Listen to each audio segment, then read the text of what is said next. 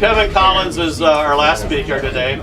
Kevin is the general manager at MKTG in Chicago. They're an experience company. They do 70,000 or so experiences a year with people like Nike, Gatorade, Beats, and more. He can fill you in on that. He will fill you in on that. Before he was in Chicago, Kevin was in London during the time they were doing the London Olympics, and he's going to tell you a little bit about how Beats worked outside of the Golden Circle at the Olympics and hacked that system, the Olympic system, and helped create $1 billion brand. Kevin Collins. Hello. Hey everybody, thanks Pat. It's an absolute pleasure to be here. I was looking forward to meeting everyone and storytelling a little bit. I'm Chicago kind of native. Lived out in San Francisco, worked for Levi's for a little bit, lived in New York for a few years, London for a few years, back to Chicago, always kind of wind up back in Chicago. Amazing wife named Margot, 3 little kids that are exhausting, 6'3" and 6 months. So that's a little bit about me and why maybe I look perpetually exhausted. Life's good, and I think it's even better when you get to show up day in and day out in a work setting and be really inspired by brands that kind of get it, that understand the power of the moment in time that we're in both marketing and storytelling and the opportunities in front of it. So I oversee the global relationship for Beats by Dre, Nike, and Gatorade specifically within the agency. And MKTG, it's part of the Dentsu Aegis network. We were acquired in 2014. We're part of kind of that holding company, and we kind of harness a special set of skills that focuses in on eye contact and handshakes, and really the value of that, especially in the modern age with everything's an app or in your hand or VR, AR, AI, the value and the kind of the primal instinct that humans have to connect formally and put it down and shake a hand. And we like to kind of rally around that cry with brands that really get it. So the quick story around Beats that led to the success of the 2012 games started just down the street here on Green, for the first pop-up shop that they did as a brand. The brand was born in 2008. It was really a gifting exercise between LeBron James and Team USA during the Beijing Olympics. From there, it took off. And they built a street-level brand that never wavered or never checked down on a marketing plan or a prescribed notion of where is this going to go and why. Instead, they released the reins to their consumer and their community, and they allowed them to interpret the brand for them throughout the years, and they never strayed from that. And the beauty of why the 2012 games were so successful for the brand was a culmination of things and a way of working that looked from the outside like they just struck gold, but quite frankly, it was the result of a tried and true approach to word of mouth, handshakes, and being able to really kind of understand a community in a way that not many brands today allow themselves to do, and get vulnerable and really open up and become accessible to the degree that a community is going to rally around it. So the 2012 games were amazing. It was a 17-day music video. It was nonstop. It's hard to explain what happened. We built a space just outside of the green zone for the Olympics. So those familiar with any sort of big sporting moment, there's usually a halo where sponsored brands can activate within, and anyone that's not a sponsor has to kind of move out. So just outside the green zone, we took over Shoreditch House, which is part of the Soho House. NeueHouse is beautiful though, so thanks for hosting us here. But Shoreditch House was the home to a gifting suite, and it's a full takeover where Olympians were invited to come pick up a pair of headphones that were inspired by the country that they performed on behalf of. Really thoughtful headphone, the attention to detail based on where they were from on these customized headphones was amazing. And we're looking at day one here, and the one before, the top 3 medalists of the very first medaling event all walked out with these headphones on, and you're sitting around like Omar, the CMO at the time, and the whole marketing team, and everyone's like, holy shit, what just happened? This wasn't like the intent. The intent was just surround these athletes with a product that they're going to embrace. It wasn't go wear these out on the podium. And so to see it happen in real time was truly amazing. So 4 years into them being a brand, so this is 2012, they hadn't spent one dime above the line.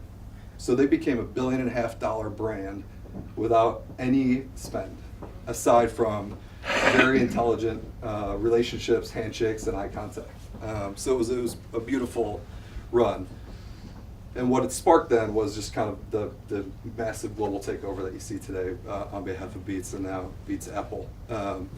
We wound up, I got a really quick video here from Times Square to Covent Garden in London to Shanghai. But I think the reason that video I think makes sense above all else was the embrace of culture that like Beats has never again ever walked away from, shied away from.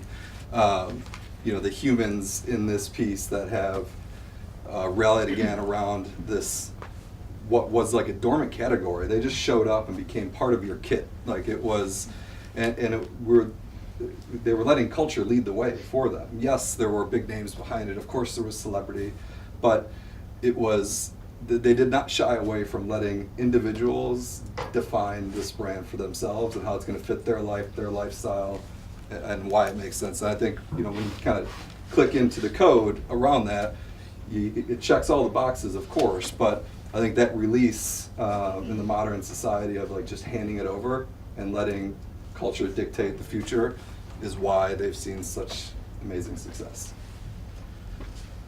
And it takes us then into how do you extrapolate out what Beats is so great at and pull it into our office setting, environment, other brands, how we interact with each other day to day.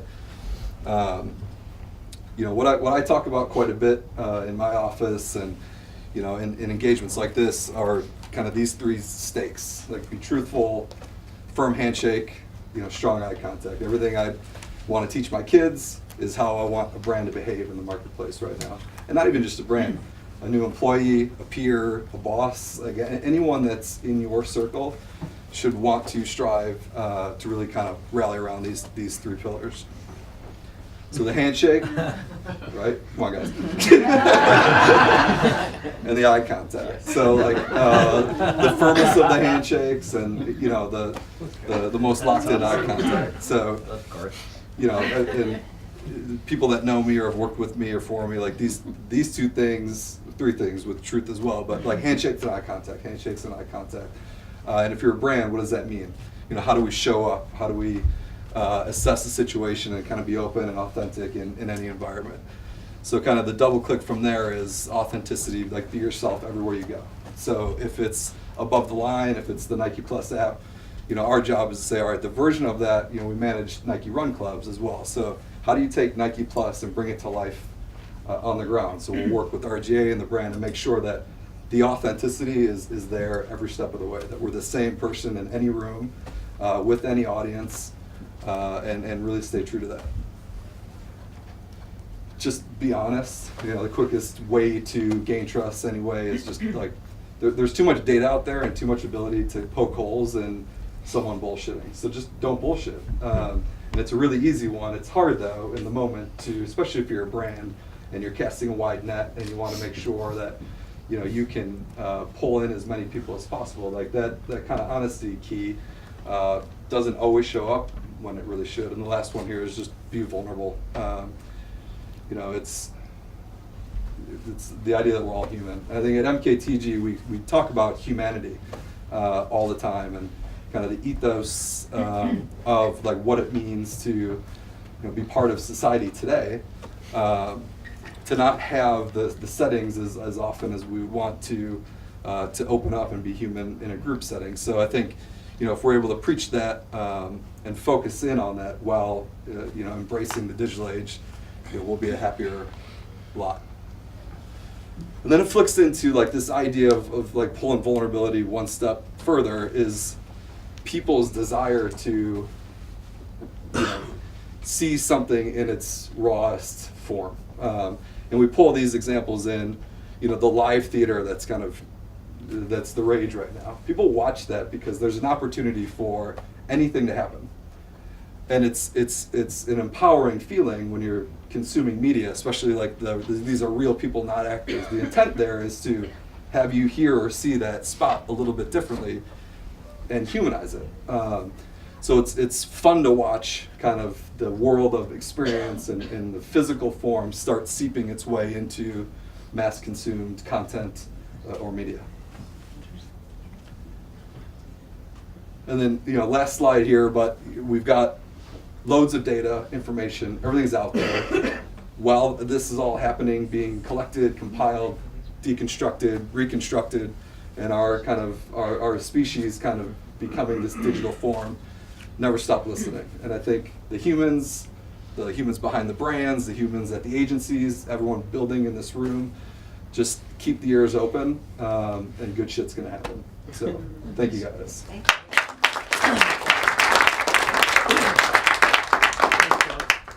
So does anyone have any questions, Kevin? Real quick, anything? Yes. Alicia? Do you find that it's the digital world that we're in that is making consumers even more than ever before crave these live experiences, and that's really what's driving I think success? digital. I think digital has opened up new ways to enjoy experience, and I think the language is changing as well. So instead of like book travel, book your next experience. So I think what digital is doing in all these new platforms is just putting a bigger spotlight on the experience, and the experience economy that we're in with all the brands that are being birthed right now are to kind of galvanize communities around different ways of seeing, doing, and enjoying the live experience. Oh, what do you mean when you say vulnerability? Exactly. That's a great question. Vulnerability to me is leaving nothing to question. So my way of vulnerability is storytelling every level of what got me to the role I'm in, life travels, what I've seen, good and bad, and being very open about that story. And I think when you open up that way, it's very often reciprocated in a way that forms a different level of relationship. So whether you're a brand or a human, kind of ripping that Band-Aid off and just going for it usually proves to be a successful approach. Yeah. So in the Beats campaign, which was obviously incredibly successful, how many other ideas did you try that didn't work out? 3,600. Thank you. The Beats campaign was, a collection of a lot of amazing agencies, including RGA, and Amazing Social. So it was a makeup of a lot of brilliant people. So it was less about multiple ideas and more about, Kevin and I were talking earlier, the details, like the minutia, the little things, the little touch points. It was more about those little stops along the way than like a big new idea. So the intent was always to build this space that was going to bring Olympians in a controlled, quiet environment, no media, no pictures, no access. It was literally Olympians and like high-end influencers, people walking in with gold medals. They just walked off the podium and they showed up at the Beats House. So that was always going to be the play. I think the kind of the wrinkles though showed up in the corners of the space and how we took care of those relationships and focused on delivering something that really money can't buy.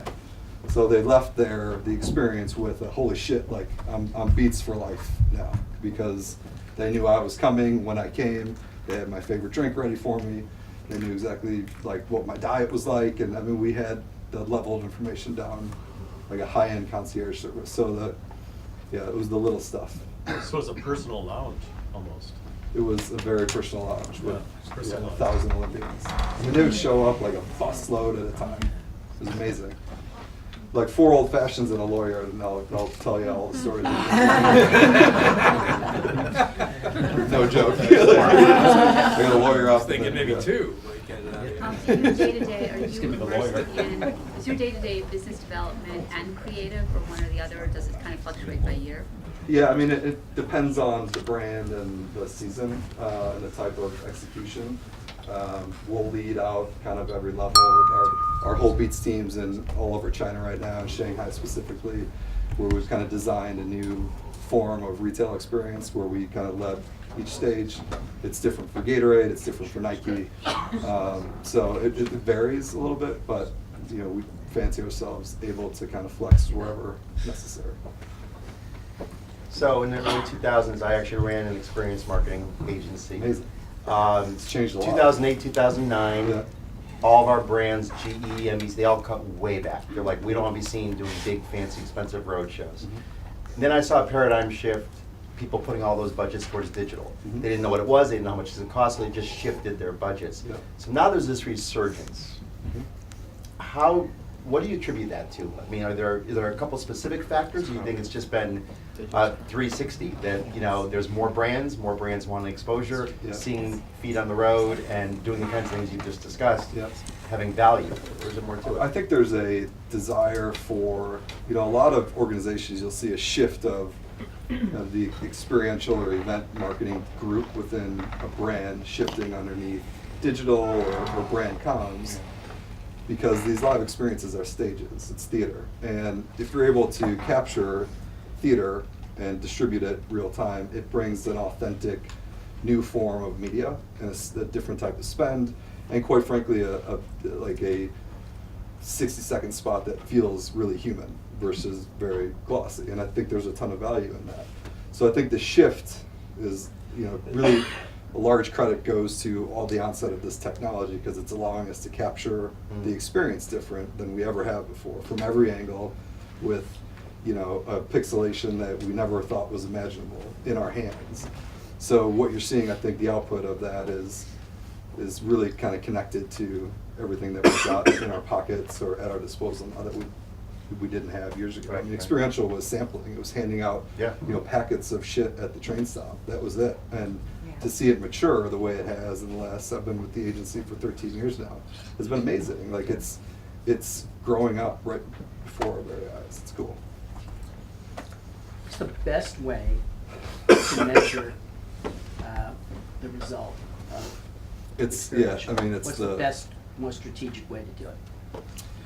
We look a lot at, you know, if we're not in retail and looking at a till kind of year over year and looking at actual transactions that take place, you know, trying to shift the conversation to like a brand engagement lift. And you can use programmatic, you can use different ways of like throwing buys on top of an experience and look at a community where we've popped up or done something over the top and see kind of a lift in dialogue and chatter around a brand.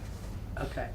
Tell me what's wrong with this way of explaining it, Yeah. if this makes sense, right? Sure. Okay, so why should I give you money? I have a marketing budget. Why should I give you any? Well, you're telling me you got 80 million tweets, blah, blah, blah. Oh, okay, so that's really awareness. That's top of the funnel. Thank you. Here's your money. I'm taking it, I'm putting it on TV. Sure. Because I don't do that better. Oh, you're telling me you sold a few things? Great. Oh, that's performance marketing. I'm taking your money and putting it in search. Yeah. Oh, wait a second. Maybe you're telling me a lot of people are aware of it, but they don't love it. Yeah. So they need a deeper experience, even though it costs more cost per thousand, and that's where you live in overly simplistic. Does that make sense? Makes sense, yeah. And I think that a lot of times brands that gravitate towards this are brands that grew up with this as the intent. You know, Nike was the back of a VW bus with the waffle press, waffle. Yeah, And yeah. they were like, and Gatorade was cups on sidelines, and it was brands Yeah. that saw like a reaction. I think when you start adding, you know, biometrics in, and you start looking at ways to kind of synthesize like the visceral feelings that come out of an experience, you can start layering in those types of Yeah. metrics. I mean, Yeah. it's been tricky though, because it's never had access to that technology that we have now. But now there are new tools that you can start dropping in to test how did that work. but it's never the same answer, I guess, for that question. I mean, oh, Sorry. sorry. Oh, well, I was curious, this is gonna sound really tactical, but things like the pop-up store, I mean, you've got this beautiful retail location. Yep. Some property manager is gonna want a 13-month lease on that. How do you guys overcome that kind of stuff to do that kind of experience? I mean, it's not always that way, and usually if we're able to put a location scout out, no different than, a movie set would do, to go out and find, and quite frankly, if there's a neighborhood that the brand really wants to be in because that the data is telling them that their consumer lives there and breathes there and sleeps there, an extra 9 months of rent is not the end of the world to lock in the right space in the right community to showcase the brand. Okay, so they might even take it for the whole year or Yeah. 2 years or whatever they have to do. Or flip it and curate it differently. Yeah, or, I got you. Okay. Turn it into a much more organic experience throughout the year. Aaron, did you have a question? Yes, Do you I remember did. what it was? I don't remember what it was. No, I totally remember what it was. I just was thinking about, like, one, I just want to thank you for bringing up this awareness, and also the fact that you bring the humanness to it. The eye shake, eye contact, the handshake. Yep. It's a very nice foundational aspect to what we deal with in digital on a day-to-day. Yep. My background's games, so I'm dealing in the virtual world all the time. Yep. And so with that, I find it really interesting to think about how you scale relationships. To me, it's an interesting thing where we make connections through online, through just typing. I see this all the time in games where people are able to make these really tight bonds just from typing in an MMO or hearing someone's voice, or they can tell how someone's playing, right? Yep. And so, to me, it's like, how do you apply? This is something I've been thinking about with every person that's talked up on screen, from Mr. Bond to you. How do you apply it on an action day-to-day basis? This knowledge, for everyone here to walk away with and go, that's that one thing that I can apply to my business, or as a CEO, or as a chief marketing officer, whatever they are, whoever you guys are. It's all good. But those are the kind of questions I have in my mind. Yeah. Because I go to a lot of different conferences, a lot of different things, and to me, the tactical aspect of this is really important. That's what I wanted to just bring up. Yeah, So no, thank you for and with, going down. if this was 50 instead of 15, I would love to connect with you and talk through it, because I think the key always ends up being, once the community comes around a brand, Right. not walking away. And that's, we educate quite a bit on, like, once you're in, like, you're in, and so, and embrace that. So that just means you need to, like, cadence this out and think about your 5-year plan, because if you stoke the embers and peace out, like, it's not gonna work, and you're gonna be frustrated because you're gonna feel like that was a heavy spend and I'm not seeing the return, and where are these lifelong relationships that you told me were gonna show up via experiential. Like, you have to treat it like humans would treat any relationship that they hold close. So what you're saying then, if I just clarify, is that thinking about the end result, right? What's the win state, right? And then reverse engineer from there. Is that what you're saying? Yeah, I think you need to play the whole relationship out, Okay. and then back into, like, how deep do you want to get here, and how do you want to kind of help open up new doors or ways of thinking about the world around us via a brand. You just write a book on relationships in general. Right. The dash. It's like the when you were born to when you leave the physical form. It's like the dash in between is kind of what we're all talking about here. Yeah. That'll be the title of the book. Yeah, I like to have that breath. I'm already using that one, by the way. Yeah. Thanks a lot, I appreciate that. Yeah. I think that people, when we're in sales and so forth, we have a tendency, once we make this one sale, to go after the next sale. And that what experiences allow us to do is to go back and handshake and stare people and look people in the eye, or stare at them in the eye, look people in the eye, and Yeah, right. and kind of thank them and reward them with an experience or Right. something extra, right? Yeah. That the brand gives us, no matter how much Gatorade or Red Bull or whatever we drink, Yeah. right? Yeah. And so, or whatever we're consuming, Nike or whatever. And so it's a way of bringing that's that third box in that chart that I made up, which is about our community getting together and being able to see one another and not just shake the hands of the company gang, but one another, right? And people like me. Try. Cool. Thanks, Kev. Thank you.